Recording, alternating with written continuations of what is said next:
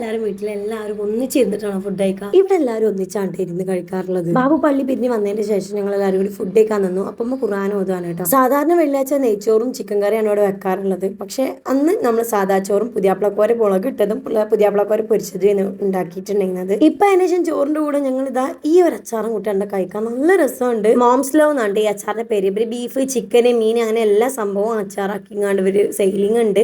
അവനൊരു ഫ്രണ്ടിന്റെ ആണ് കേട്ടോ. ഇമ്മാണെങ്കിൽ ഇമ്മ മരിച്ചതിന് ശേഷം ഒന്ന് ഓക്കെ ആയി ഇങ്ങനെ വരുന്നുള്ളൂ കേട്ടോ.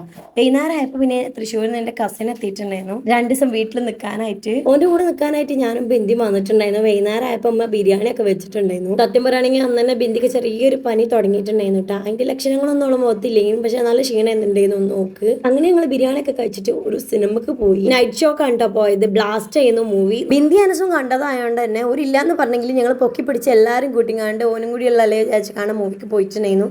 ഗൈസ് ഒന്ന് എടുത്ത് പറയണം, മൂവി അടിപൊളിയായിരുന്നു കേട്ടോ. പെൺകുട്ടികൾ ഇത് കാണണം. പെൺകുട്ടികൾ മാത്രമല്ല ആൺകുട്ടികളും ഈ ഒരു മൂവി കാണണം. രോമാഞ്ചം വരും ആ അടി ഇങ്ങനെ കണ്ടിട്ടില്ലേ പോയി കണ്ടോളി. പൈസക്ക് വെറുത്തുള്ള സംഭവമാണ്. അങ്ങനെ നമ്മൾ അവിടുന്ന് നേരെ ഇറങ്ങി കുന്നുമ്പോ പോയിട്ടുണ്ടായിരുന്നു വെറുതെ ഒരു ചായ ഒക്കെ കുടിക്കാനായിട്ട്. ഞാനും ബാബു ചായ അടിച്ചെങ്കിലും ഇവന്മാർ രണ്ടാളും മർജാനിയൊക്കെ ഉണ്ടോ കുടിക്കുന്നത്. ബിന്ദി പിന്നെ ഒന്നും കുടിച്ചിട്ടുണ്ടായിരുന്നില്ല. കാരണം ഓക്കപ്പം തന്നെ പനി തുടങ്ങിയിട്ടുണ്ടായിരുന്നു. കുറച്ചു നേരം കൂടെയൊക്കെ കുന്നുമ്പോ നമ്മൾ തന്നെ തെറിച്ചിട്ടുണ്ടായിരുന്നു.